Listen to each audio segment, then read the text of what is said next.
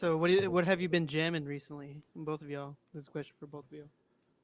Oh man, it's weird because I went from jamming like a lot of pop punk in like one day, like making like the last like EP that we just did, to where Mm-hmm. I just have days where I'll just listen to a bunch of deathcore, a bunch of hardcore, and it just completely different realm from what I'm making right now. Mm-hmm. I'll do a lot of that, and there's just days where I'll listen to Hmm. bands like more indie stuff like the Backseat Lovers, which I just recently got into, and they're so amazing, like super super talented. What kind of sound is Backseat Lovers? They have almost a really like beachy kind of like vibe to them. I'm not gonna go as far as Mm-hmm. say like the Beach Boys, where it's a very simple sound, but it's super accessible. It sounds super good, but Mm-hmm. it's almost there. Like it's almost there, but with more like angsty, like emo kind of lyrics to it. Uh-huh. Um, Okay.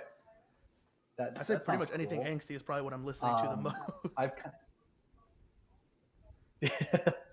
yeah, I'm with you there.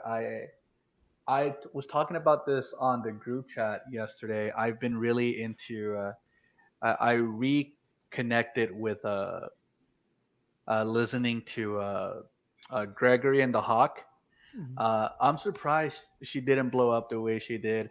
She was like a singer songwriter, kind of hit it as big as she did around the time I was in high school. Like I remember, like she was big on MySpace, but what happened was her biggest song was called "Boats and Birds," and whenever remember back in those days, like we had like the like if you didn't have an iPod, you had like one of those like lame third party MP3 players that you just downloaded like Yeah. Mm-hmm. LimeWire Yeah, yeah, yeah. songs off of. But for some reason, everybody who had that song like ripped from LimeWire or whatever, it didn't come out as her song. It wasn't listed as Gregory and the Hawk. A lot of people had it under this other acoustic duo.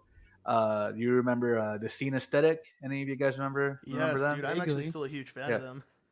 Yeah. So for some reason, the song "Boats and Birds," a lot of people were under the impression it was their song, even though it's like by a girl. Like it's definitely not either of the dudes in Wow. Scene Aesthetic. Yeah. So everybody thought that Boats and Birds was a Scene Aesthetic song. You can look it up on Google, just Boats and Birds, and the first result that comes up is Boats and Birds, Scene Aesthetic.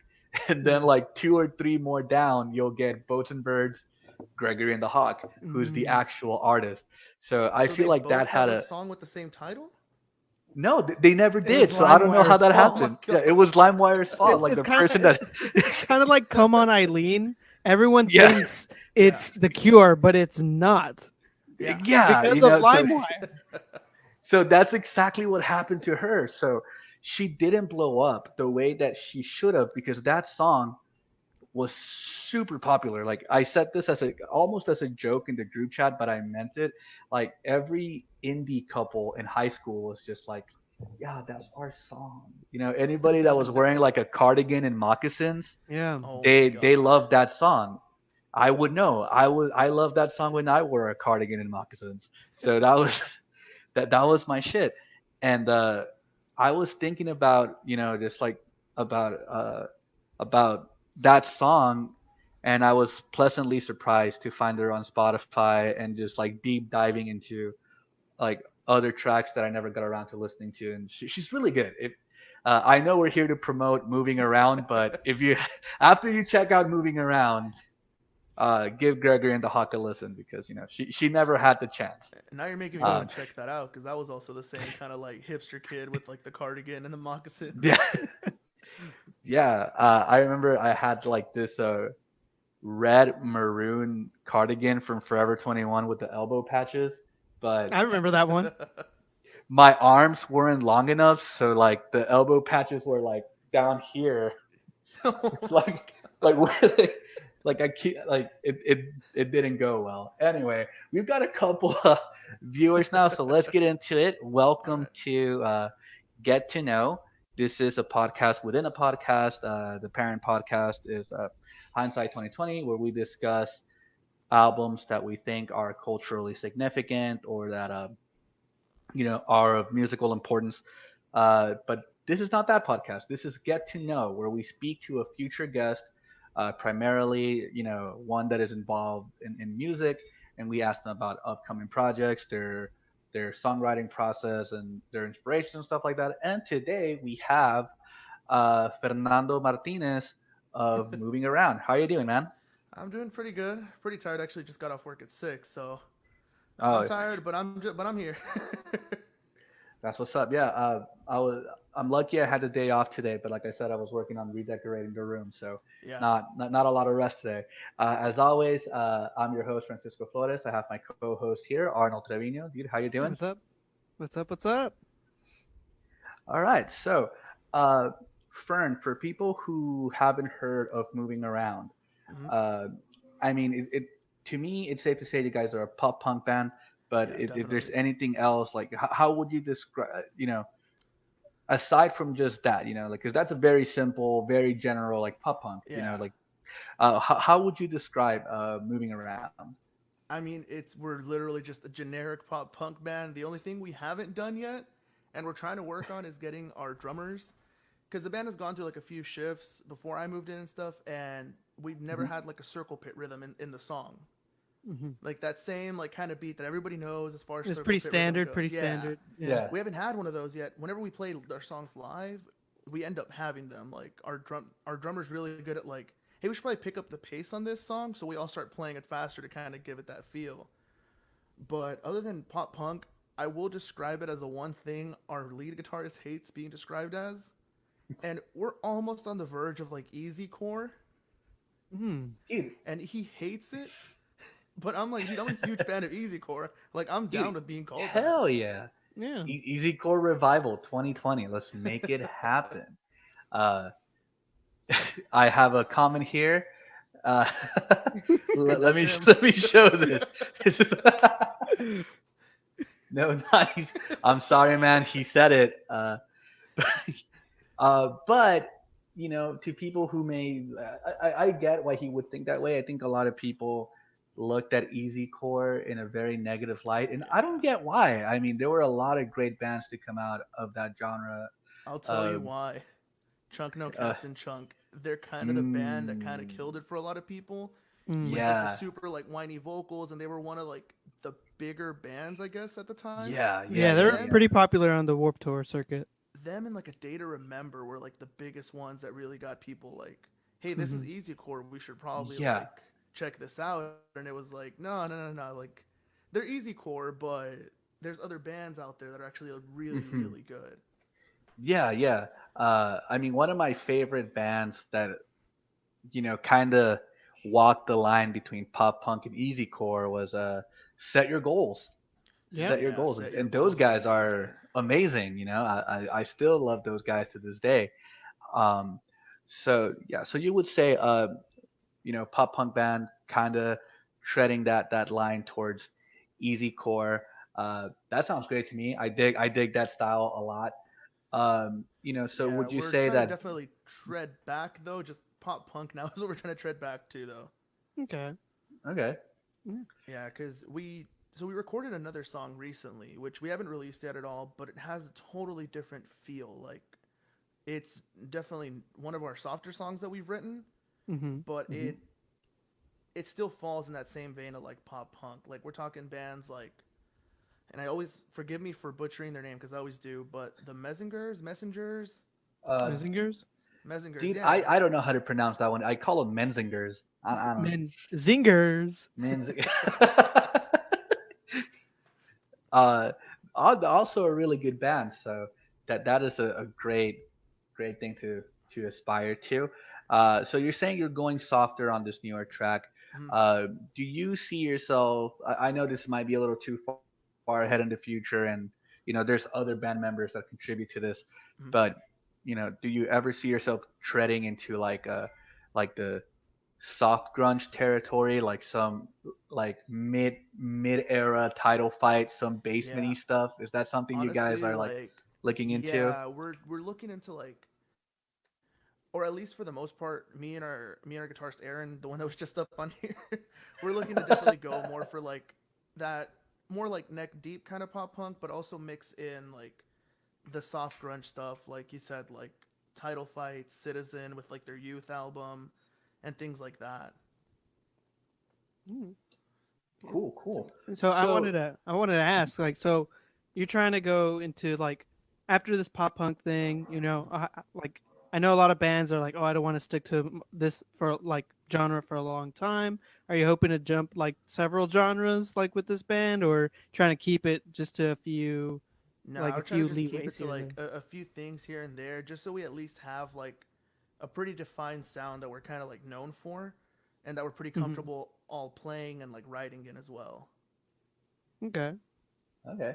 So you've mentioned before that the band had a kind of like a revolving lineup before you came in. Mm. So how did you end up becoming not just a guitarist but also the vocalist for Moving Around? Was it like an audition, or did you just kind of like hang out with the dudes and they were just like, fuck it, So like we'll meet surprisingly up, enough, or it started out from another friend that knew both me and Aaron. Aaron being like pretty much the first founding member of the band. Um, our friend Ruben, who we have in common, he actually is the bass player on that song that we released, and he's actually in the music video too, playing bass. I was auditioning at one point for his old band called Crossjoint, and things were fine. At some point I just didn't feel like doing any more music, didn't feel like singing, and I ended up stepping out of that role with that band. Hmm. About a year some later, Aaron messages me and he's like, "Hey, do you want to try out for the band? Ruben told me about you. He said you're a singer." So I was just auditioning as a singer role. Like, that was it. I was just gonna audition as a singer. We met up one day, we practiced, and I had learned two of the songs that he had sent me.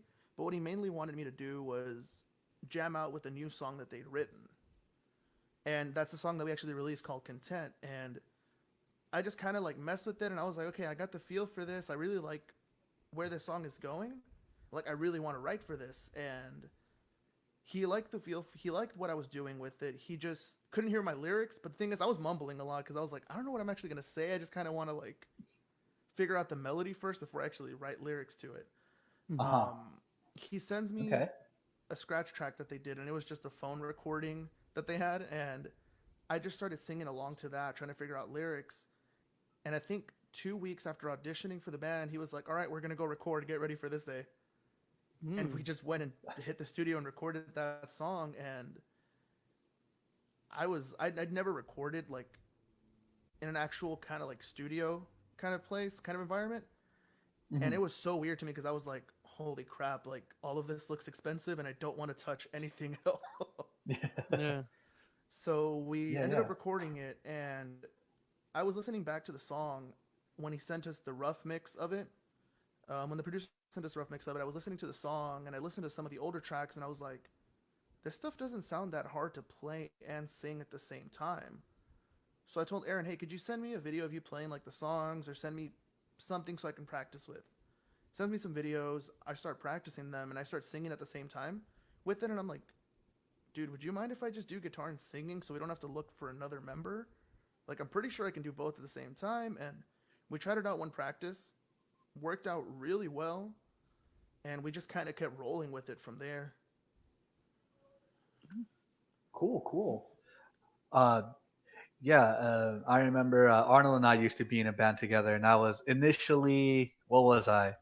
So I was initially the drummer, and you were gonna be bassist, and unknown, unmentioned grown-up, uh, ex band member, uh, he was gonna be singer, and then you came Yeah, through, and you're like, "Fuck you, give me the guitar, I'm gonna sing." Like also, and then we kicked that unknown member dude out for a while, or no, he actually turned to be our no, we drummer. didn't. He turned to be our Yeah, drummer. yeah. Sorry, my bad. Don't even know our own history. And then I was off of drums. I went to bass, um, and then you just stayed vocal. Stayed on vocals. We had a revolving guitarists. We had Yeah, like three guitarists, and like when four guitarists at one point. Like we cycled through. Um, yeah. and then Okay, we yeah. had a few drummers, and it was me, pretty much just me and you. Yeah, Uh, pretty much at the end of it. So I can yeah. definitely uh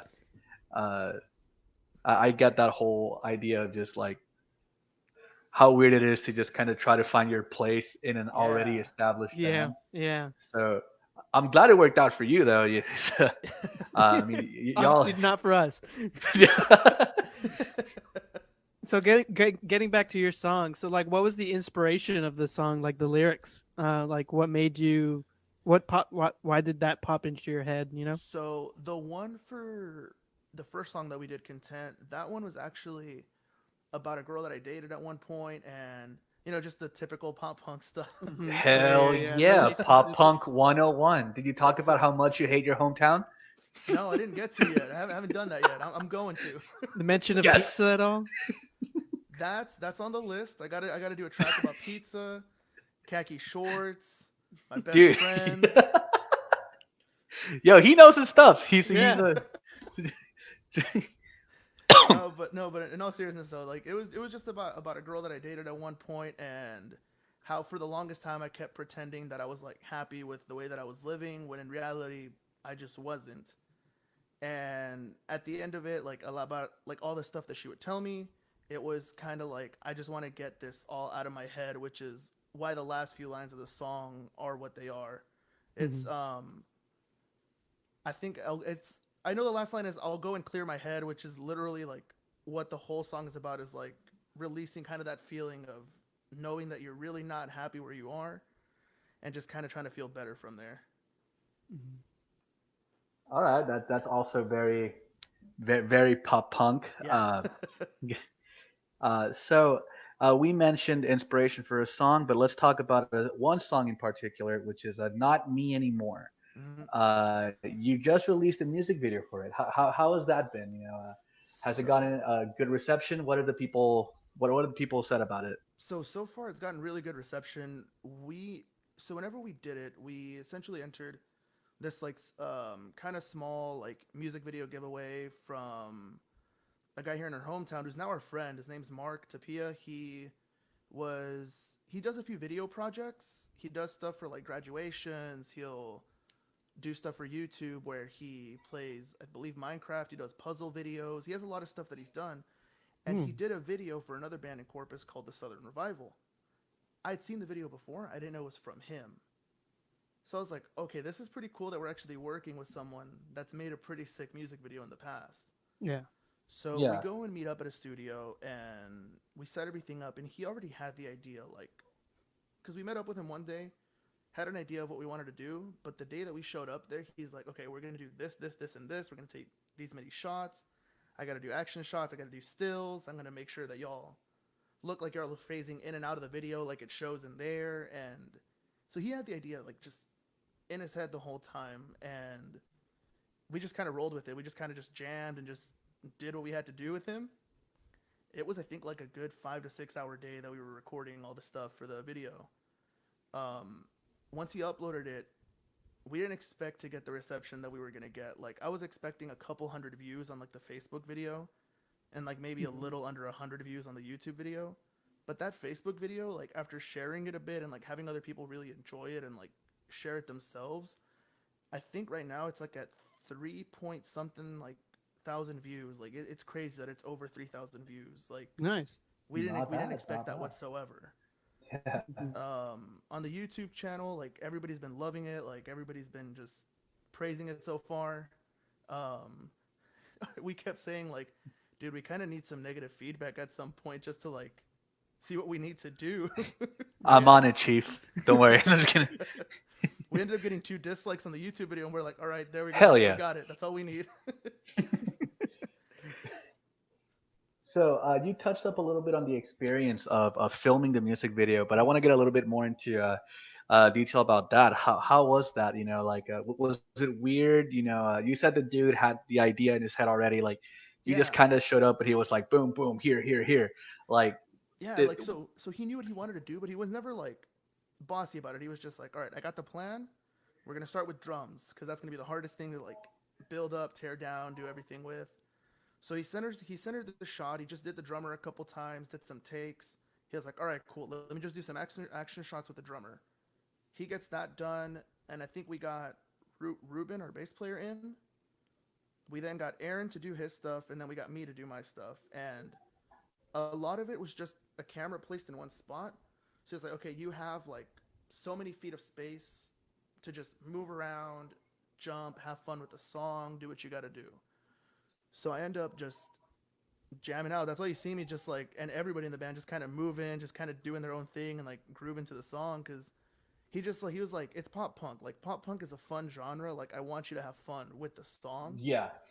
And from the start, he Hmm. was saying, he's like, it's a bouncy track. It's a fun track. Just have that Just feeling have with fun with you and it. just keep going. Yeah.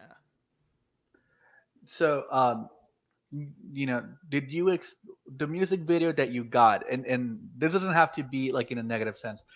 The music video that you ended up with, was that what you were expecting, or did you have like a completely different idea in your head, and then you know like, or So you it know, wasn't what I expected in the sense that like I knew that Mark was going to do a really good job, mhm. but I didn't expect him to like do as good as he did with it. Like all the shots that he did, like all the action stuff that he did, like coming in and like getting really close with us to get like all the hand shots, all like the super up close like face shots and stuff like that.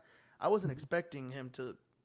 I wasn't expecting it to be as good as it was. Like I was expecting a really good product, but what we got was like miles better than what I expected and than what I saw in my head. Cool. Yeah, Good. that's, Yeah. yeah. I watched the video. I enjoyed it. I think it is really cool. You know, uh, I'm not sure if this is like your first music video. Is it? Yeah, it's my first music video Okay, ever. yeah. So I think it's a good idea. I'm not saying it's simple because there are like a lot of, like you said, a cool action shots and close-ups and stuff like that. But I think it is a good idea to just be like, hey, here's the band. We're having a good time. No need to get real intricate and like add like hella background story to this. Just Yeah, Mhm. cool, Mhm. cool stuff. So I definitely really enjoyed it. The track is really good. So congrats on thanks, man. the on Not Me Anymore. Mhm. Um, and another thing we'd like to congratulate you and talk about is you guys have recently signed to a label. Is that correct? Yes, we've signed to Pulse Driving Records, which was Cool. really really cool, really helpful with really just sharing and like getting our songs more out there. Like as far as the EP goes that we released. And how did that come to be? You know, how did you get recognized, or like tell us the story of how they contacted you and stuff. So the one that actually got in contact with them was Aaron. So he's the one that actually knows them a little bit better. But Mhm. it's I believe his name is Renee, and he's in another band in Corpus. But he's Mhm. had a label for a while where he's been signing a lot of different bands like from around the US, just like getting them in and just kind of promoting them like as much as he can, like whether it be Instagram, whether it be Twitter, Facebook, and just tries to get their name out there. And Aaron already knew Renee from, like I said, from having been in a different band in Corpus. So he kind of just got Mhm. in the talks with him. Renee was like, "Hey, I'm really liking the songs that y'all have. Like, would y'all want to be a part of this? And we can put y'all up on our website. We can just do a bunch of promoting for the EP." And we definitely said, "Hell yeah! Like, put us on that." Mhm. Of course, yeah. Like, and any promotion that we can get was going to help out a lot for that. Yeah. Hmm. And so, are there any plans for any other music videos, or? We want to, but I think we're gonna wait until we finish recording our next record. Is what we really want Okay. to finish up. All right. And Yeah. when's that projected to release or We're hoping be done? 2021. Considering how things have been though with like coronavirus, I've had to learn a lot when it comes to like recording, mixing, and like just really like doing all the stuff on my own Mhm. and trying to see if we can at least get something ready to send over to our producer who's I believe in Dallas. He should be in like the DFW area where we can Mhm. just email him all the tracks and have him work on the mixing, work on the mastering since he has such a good ear for all of that. And so, what kind of like software are you using? I've been using Logic on Mhm. my MacBook. I just got a new interface too, so I've been just trying to use all of that. I do end up using amp sims now, Mhm. and I recently got into one by ML Sound Labs. I don't know if y'all have heard of Ryan Bruce Fluff from YouTube. No, I'm not No, familiar. I can't So say I he's like have. a YouTube like review guy, and he does a lot more of like the hardcore kind of like riffage stuff. And whenever he does reviews, and he got his own amp sim made based on his Okay. four favorite guitar amps. So as soon as I saw that, I was like, I'm buying that. I know 100% I'm gonna buy that. Yeah, yeah. And it's been helping a lot as far as like getting ideas down, as far as recording any new tracks that we want to record, like Hmm. just being using Logic and just kind of being in there and just sitting down for a while on my desk and just being like, okay, I'm gonna record a song today. It's Hmm. helped out to use that a lot. Nice. And I fancy some guitar pedals for my bass. So what do you got? Like what have you So been using? I actually have my whole setup back here. Right now I have a Marshall Origin head. I have an orange cab, Hmm. and I'm actually about to probably sell the Origin head. Hmm. It's a good Marshall head, amazing Marshall head, but it just doesn't have the amount of gain that I need for the stuff that we're writing. Yeah, yeah. And I don't know if you can see it from here. I'm gonna try to get out the way. Yeah. Okay. There it is. Yeah, yeah, yeah. Look at that. Is that you got a Phaser 90, Yeah, let me right? get my hand out the way. You can't really tell from here from the small screen that I got. Let me see. So as he gets the pedals. Just thought I'd promote them for a bit. Yeah, nice. Hell yeah, that's what's up. Nice. Yeah, no, I definitely love using that Phase 90. We used it on that one softer song for like the intro. Hmm. It's so nice to use on that. Nice, Yeah. nice. I'm glad you're showing off the pedals. And so, go ahead, Franny. Now, should we tell them the story about you and the pedals? Fuck you, no. We're not. Now I kind of want to hear this.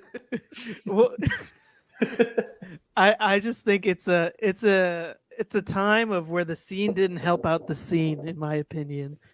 You know. Okay.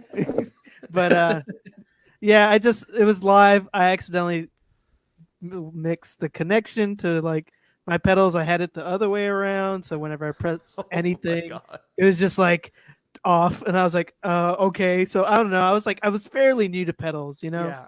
And So we were at it for like a good 5 minutes trying to figure out why we couldn't hear anything out of Arnold's bass. yeah, I'm And surprised.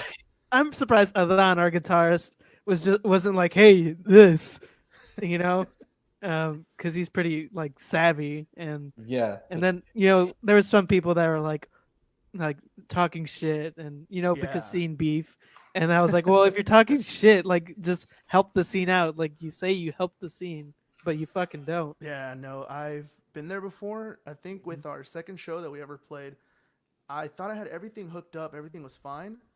My guitar cable wasn't plugged into my tuner pedal. Ah, So I had just the Oh. cable just dangling everywhere, and I'm like, why isn't this working? Like, I'm not getting any sound out of anything. So yeah, I got that messed me So- up for a while. happens to I'm pretty sure yeah. to a lot of us. That's because like for shows, I'm already like super nervous, like 90% of the time. I feel like I'm gonna pass out whenever I'm gonna play a show. Yeah. So as soon as I saw that happen, I was like, all right, that's it. I don't want to play the show anymore. Yeah, no, we've been there. I remember when we used to play shows, I used to be so nervous. Yeah, you would So leave nervous. to your car for a while, or like my car. I remember that. Yeah, I would do. I would try to do vocal exercises in the car, and I would like give up halfway and just start listening to like whatever band inspired us at the time. Hmm. You know. So okay, so question for you because I know this is something that we did.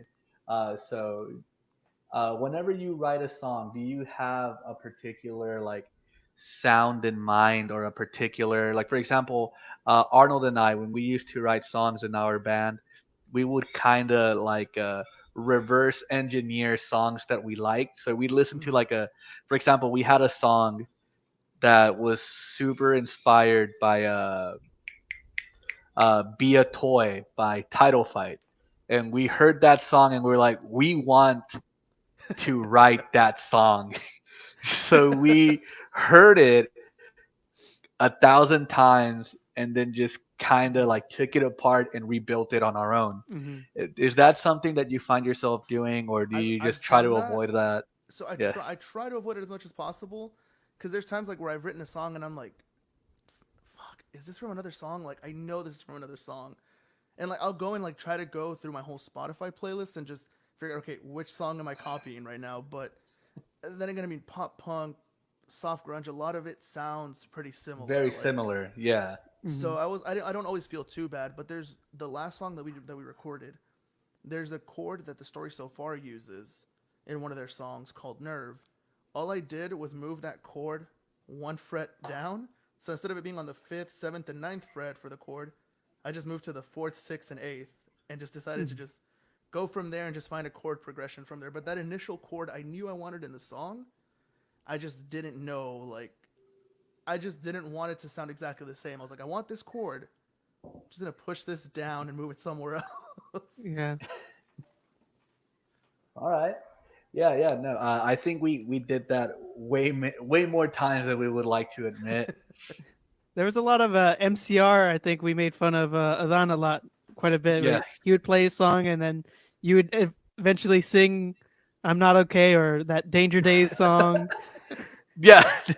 No, you know which moments you know what song surprised me the most? One time we had a show at the Dugout, and Oh my god, I remember that venue. right, that place was so dope. That place We was were Still giving awesome. dope. still dope.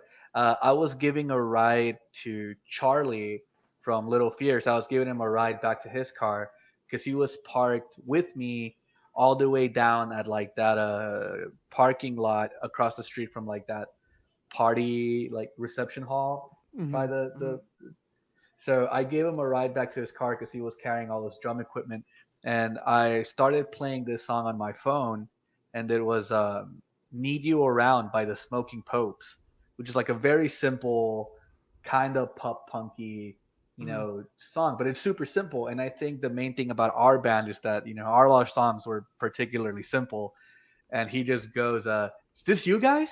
No, it's like, what the fuck? No, like just What the fuck is that allowed? right, like not at all. So that was a fun moment. Yeah, man. So it's cool to kind of talk about your songwriting process.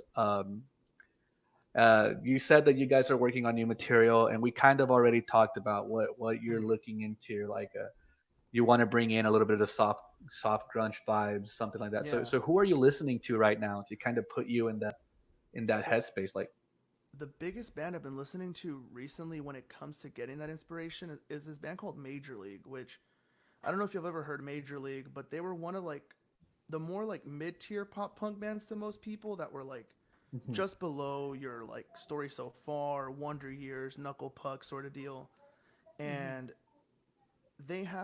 there was a time where they had an actual vocalist, and it was a five-member band, so two guitarists, bassist, drummer, vocalists. When the vocalist left, their rhythm guitar player took over as singer, and when Okay. he decided to take over as singer, they changed their sound almost entirely. Like they went from sounding like your really traditional pop punk band to just a mix of pop punk with some soft grunge with some punk. Like it's if you listen to the record that they released, and I forget the name of it.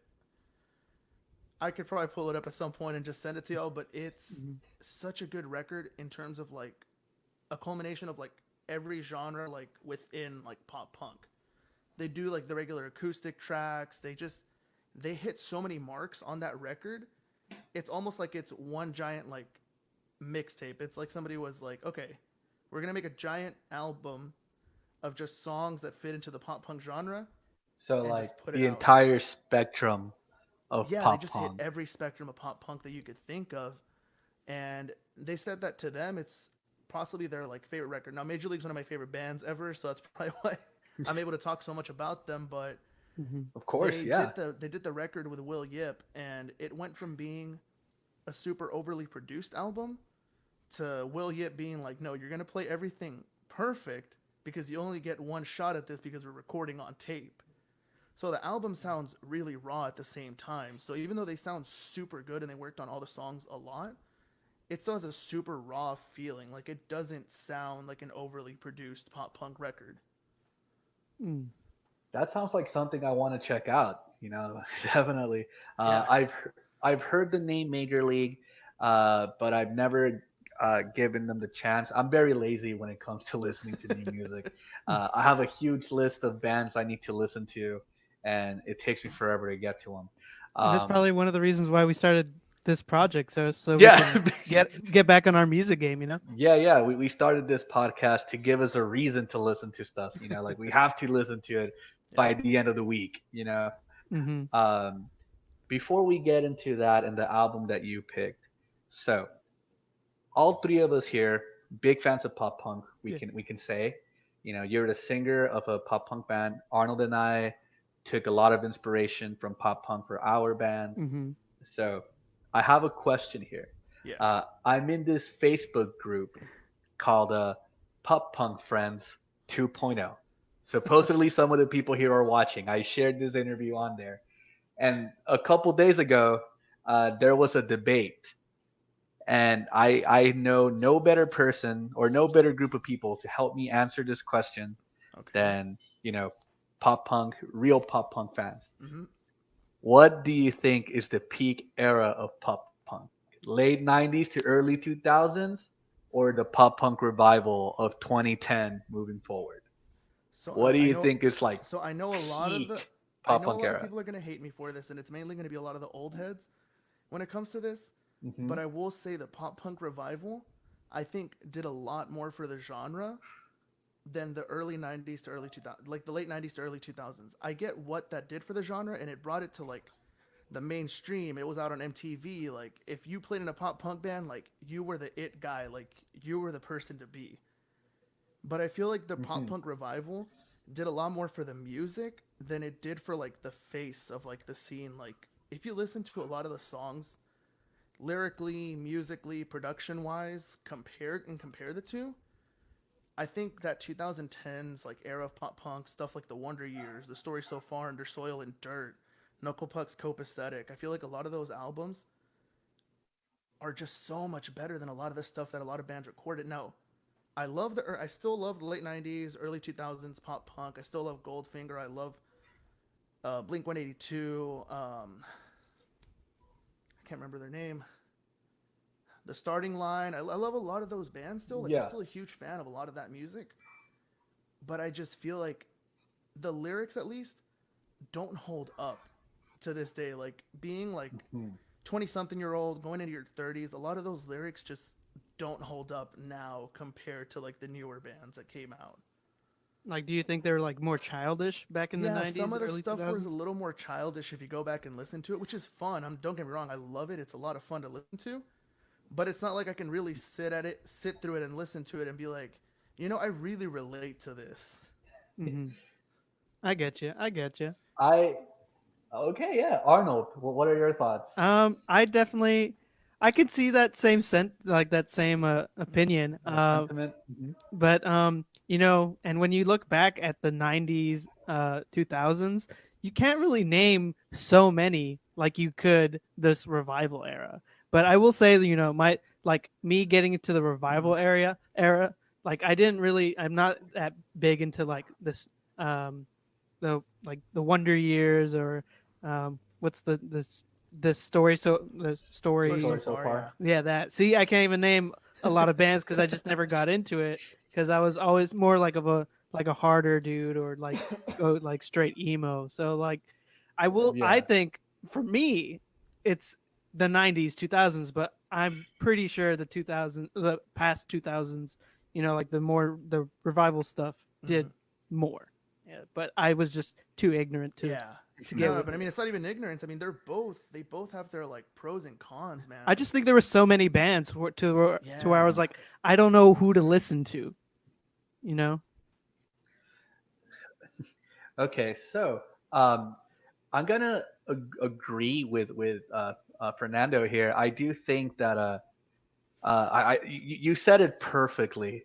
Uh, Early 2000s, mid 90s pop punk did more for the genre in terms of visibility and popularity Yeah. because yeah, it was everywhere. Uh, Blink 182, Simple Plan, Yeah. fucking Goldfinger, like all those bands were everywhere, and they were like the soundtrack to like every late 90s teen And they're in movie. video Yeah. games too. You had a band, They were in video yeah, games. and you had like bands like that, performing in like you had bands making cameos in movies, and they were just, Mm-hmm. But yeah, like you said, lyrically speaking, stuff doesn't really hold up as much because the whole point of early pop punk was, being young forever and immaturity and, you know, was it Simple Plan that had like an album title that like has like a very clear like reference to like balls?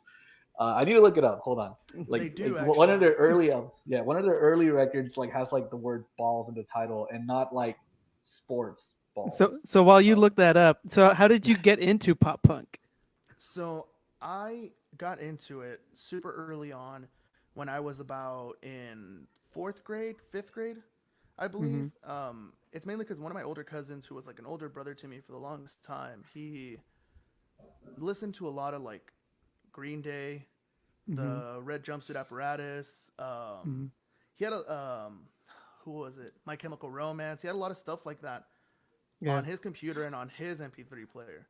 So whenever I wanted music, I would get the same music that he already had on his computer, and it kind Mm-hmm. of just Mm-hmm. evolved from there for me to like. Once I started picking up guitar, I never really went and listened to like a bunch of classic rock or a bunch of like hair metal bands. I just stuck to the same bands that I was already listening to, and I Mm-hmm. was like, okay, what else can I find within this? And I got into the whole neon pop punk era, like Hit the Lights, Forever the Dude, Sickest me too, Kids. man. All time low, they were my shit Yes. for a while. See, that's what also put me off to pop punk because it was like that stuff. I was Yeah. like, I don't vibe with this. I like brutal, but I got out of the brutal phase, and I will Dude, say, I'm trying to rediscover like so pop I punk would bands. try to hide the fact that I liked a lot of those bands still, like the main Mayday Parade. I tried to hide the fact that I liked them because I Mm-hmm. was like, no, I'm a scene kid. Like I'm brutal now. I like Chelsea Gray and I like Asking Alexandria. Yeah, yeah. But deep down, I was definitely still listening to like the same old school pop um, punk band. you, you know what I would do whenever I would kind of slip into conversation that I like those neon pop punk bands? I would pretend that that I was making fun of them. Like I would play like Jamie All Over by Made It Parade and be like, yo, listen to this shit. But I'm actually like But it's jammed a into bop. it. The only one of those, but it's a vibe. It's like the only band in that era that I did not mind admitting to liking was uh All Time Low. All Time Low's first EP, Put Up or Shut Up. To this day, is still one of my favorite like neon pop punk Yeah. era records. And I looked up the Simple Plan album. It's called No Helmets, No Pads, Just Balls. There it So is. That's the record. there it is. And they also had another one called Still Not Getting Any. So shit like that. Like I can understand how it doesn't it doesn't vibe well again when you're like in your mid to late 20s, Yeah, and whereas the what the early days of pop punk did for visibility, the new era of pop punk did for in like critical acclaim. There's a lot of albums to come out of this new era of pop punk that people are like, yo, these are like essential listens. Like the Wonder Years, No Closer to Heaven is possibly one of the best yep. records in any genre to come out of the mid 2000s, the mid 2010s or whatever. Story So Far under Soil and Dirt also, critically acclaimed album. Like it's undeniable how much better musically and topically it is now. Mm-hmm. So it may not be at its peak in relevance, Hmm. but as far as the actual artistry goes, yeah, it's definitely 2010s takes it for me. So, Yeah. well, on the topic of pop punk, and I mentioned how Warped Tour was pretty hand in hand with it. Them like Warped Tour kind of ending, doing like stopping their tour. Hmm. Do you think that took a like pop punk took a major hit? I think it took a bit of a hit with that. It was pretty. I will say it's pretty major of a hit because a lot of the bands that were getting recognition were bands that would get put on like the Kevin Sess stage, which was like you get to tour with them for like one or two cities, and you Mm-hmm. get to play with us here, and it kind of just gets you a lot of exposure as people are like Mm-hmm. walking by and like really getting to know you. The one band that I remember really making it more and more because of that is called Forever Came Calling. They weren't ever like a huge pop punk band, but they grew a lot more. Like they went from, we're talking about possibly like a couple hundred listens to like over 10 to 20,000 listens just from being put on that stage. Like Yeah. they grew a lot just off of that. And I feel like a lot of bands don't get that opportunity anymore.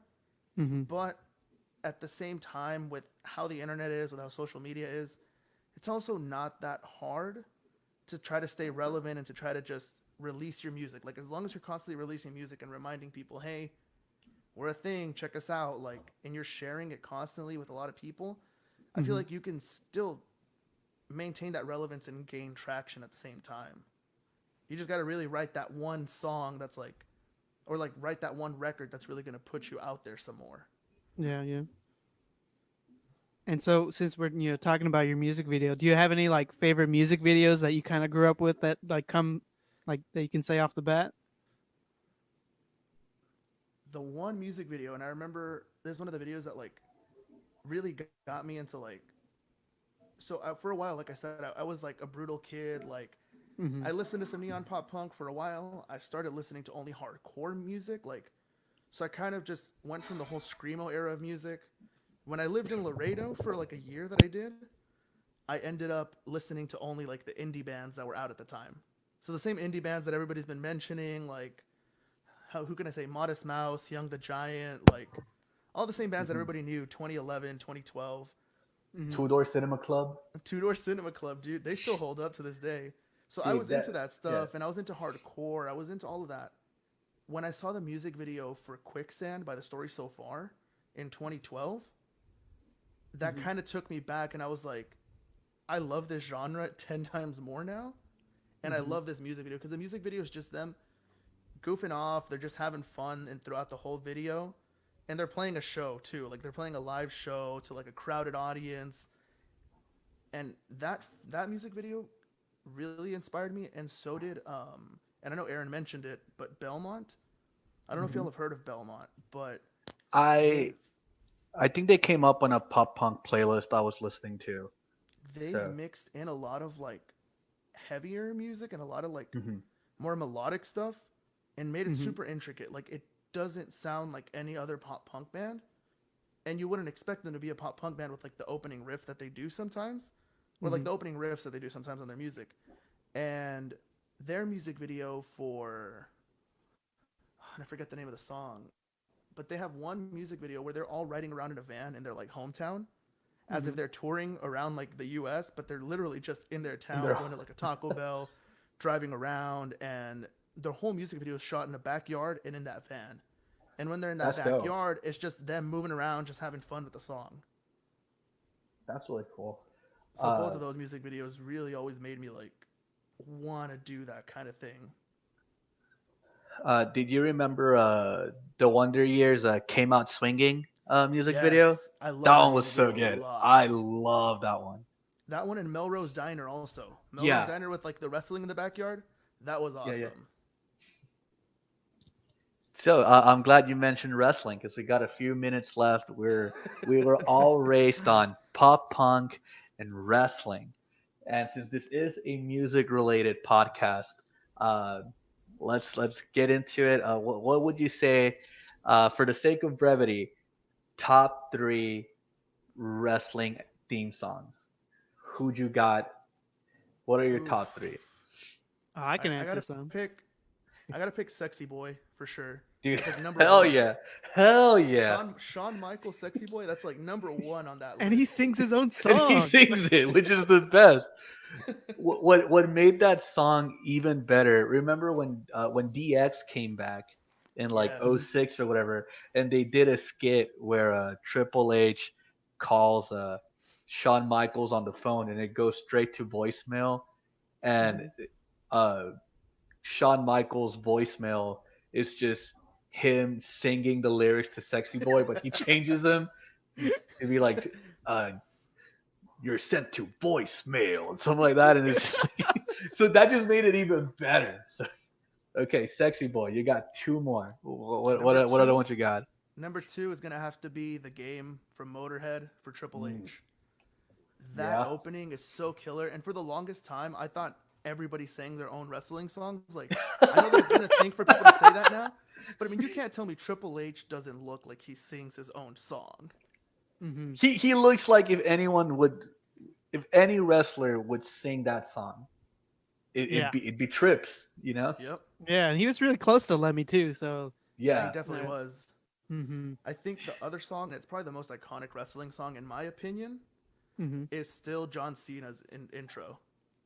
Which one? He had two. He had Yes. My Time Is Now, but he also had Word Life. Oh my! I'd say honestly, I'm putting both at number 3. I can't pick one over the other. I can't pick one over the other at all. I gotta Alright, say, fair. an honorable Basic mention. economics, dude. An honorable mention has to be when Kurt Angle came out with HBK's music, but sang "Sexy Kurt." Oh yeah. Oh yeah, dude. All right, Arnold, top 3. Who you got? People in the Oh. comments, what are your top 3s? I will say, like modern, Sami Zayn is definitely up there. Like, you know, it's yeah. got like ska roots and stuff. Worlds Um, Apart. I love it. I do like that Code Orange was did the song for Aleister Black, Aleister right? Black. Yep. Yeah. They also did The Fiend too. But I gotta say, like, number 1 is gotta be Enzo Amore's like song, because he rapped his own, he produced it, and he sings rapped in it. it too. So, and it's a banger, I gotta check that one 100%. out actually. dude. 100%. If you don't know Enzo Amore, you definitely gotta see their Raw debut. Yeah, look up his promos more than the one after he came back from a concussion was pretty good too. Oh my Dude, God. he is like definitely one of my favorite wrestlers, but you know, He's a shitty wrestler, but but he's as a a- good talker. but as a promo guy. Yeah. Okay, so my top 3. I'm glad you reminded me of Sexy Boy. You know what? I'm gonna cheat. I'm gonna do 3 and 3. Modern and old school. Old school wrestling themes. Number 1, Sexy Boy by Shawn Michaels. Number 2, Rob Van Dam's One of a Kind. Oh, that's a good one. One of a kind. Because that's, come on, that's legendary. And I would also say this is a deep cut, but I love how it's basically just like a bastardization of the Rocky theme song. Was y'all remember Eugene? Yes. His I don't remember that piano one. his piano riff intro was so cool. So those are my 3 favorite old school ones. And then we're going modern. Sami Zayn, of course. Undeniable. It's ska based. It's so Mhm. much fun. Mhm. Whenever I would go to like job interviews, I would Mhm. play it on the drive over just to hype myself up. Aleister Black's theme song is also it's fucking heavy, and it's by Incendiary, so that's also dope. And someone here put Shinsuke Nakamura. He's definitely Yeah. in my running, but I'm not gonna put Shinsuke Nakamura because Glorious by Bobby Roode Ooh, is I forgot about that's- that. Actually. Dude, that's a banger. when That's I That's saw a him, banger. I saw him at NXT in Houston, but it was like just a live thing. Dude, I had Yeah. chills because of that. And we got Brandon Platt saying, you know, his we got some Modern day. modern yeah. day Sami Zayn, Nakamura. I will say early Nakamura, not the newer one. Yeah, with not the the new vocals. one with the guy rapping over it. Yeah. Yeah, no. And then like Burn It Down with OG Seth Nakamura. Burn It Down by Seth Rollins. Seth Rollins. Seth is really good. And then classic That's Triple a really one, H, too. obviously. He that shall Redacted. not be named. And then Bret the Hitman Hart. Bret Hart. Bret Hart had a. Oh, dude. For classics, Edge, bro. Ooh, yeah. Dude, You Edge think is you As know soon me? as you hear that, you think you know me. And then you got I'm that ready circle to pit hear music. everything. Yes. Yeah, dude. Dude, I miss the days when wrestling theme songs were like way more rock oriented. I have a CD Uh, here of like you, all, dude. Yeah, I could pull it out. I am not surprised, It was a and I gift. am very happy. It was a gift. Dude, I used to have a copy of a John Cena's album, his rap album, the My Time Is Now. Oh my god. When It's he was somewhere here. when he was in the With the chain whole gang. chain gang. Yeah. Dude, yeah, did any of y'all have the medallion? I had the medallion. Did y'all have the chain gang medallion? I am No. jealous that you had All I that all I or had still was the have that. original like spinning world championship belt. I used Ooh, to have Spinner that. belt. Yeah, that's the what's first up. one that they did. All right, what's your favorite belt and why? Like you can say like, oh, this era, this one, or this one. You know. The heavyweight belt, but for one reason only, and that's for Eddie Guerrero versus JBL when they did their I Quit match, which is like one of the Mhm. longest matches they've ever done. But it was such a brutal match, and it was so good. But I love the heavyweight Yeah, belt just for that The reason big alone, Goldie. just for that rivalry. Yeah. yeah, definitely agree on that one. I'm gonna go the big white, the Intercontinental title, the The one old Cody school brought design. back. Yeah, the white one, like with the Nice. blue and the gold. That one was so That one dope. is a sick belt, and that's the worker's belt. That's the workers belt. I will say this one I don't think a lot of people like, but I like the whole recycled, repurposed Daniel Bryan belt Oh yeah, the Daniel Bryan, the because green belt is like hemp it's like and wood. wood. Okay, and yeah. It's like it's just so nice looking that it's like, oh man, I want one. But like it was only on TV for like 2 weeks. You know which one's also really good? A lot of people hate it, but I love the old school WWF hardcore belt, the one that's like all like Taped. broken up and Yes, taped dude, together. That that one was was sick. dope. The That was a sick belt. the original 24/7 title, you mean? Yeah, pretty much. Yeah, and I also liked. This was never an official title, but when Bray Wyatt had his own world heavyweight title made, and it was like brown with like the riveted branding. It looks super cool. Like, it looks super. I'll look it up, but Like it he was super just dope. It was never an official belt, but he I had think it an made for honorable himself, mention for just me is just to make it, and it looks super dope. the United States one. I still think that one was super sick, especially seeing John Cena with it, like early era John Cena when he was on the come up. Seeing Mhm. that belt was pretty sick, honestly, on SmackDown. Yeah, yeah. aggression. Ruthless That was the aggression, change. That was the shift. dude. I could talk wrestling all day, but we got 2 minutes left on Yeah. the cast, so let's get to Plugs. some quick promos and plugs. If you guys enjoyed this conversation, Fernando is going to be on it on Sunday, where we'll be discussing Code Orange album Forever. Yeah. And For those right of now, you on video, this is my yeah. album rendition of it. My doodle rendition. It's a great Code rendition Orange of it. forever. There you go. And you can find us here at facebook.com/hindsight2020. Fern, anything you'd like to plug? Anything you'd like to let the people know to check out? Honestly, if y'all could just go check out the video on Mark Tapia's page. I believe it should be under Mark Charles, if I'm not mistaken. I didn't get to put it in there, but we should have it on our own Facebook page. So if you just look up on Facebook, moving around, it'll be on there. We've been sharing it constantly. If y'all could just go check it out. I know on YouTube we also have it, and we've been sharing that link as well. So if you have me as a friend on there, or if you follow us already on Facebook, we'll have the link as well for that one. Other than that, we're going to be working on new music, and hopefully by 2021 we have a full-length record. Dope, Alright. dope. So yeah, and once again, just if you had fun with us talking about music and wrestling, join us again on Sunday. We'll be talking about Code Oranges Forever. Give us a like, follow us here, and we'll see y'all later. Love ya. See y'all. Bye.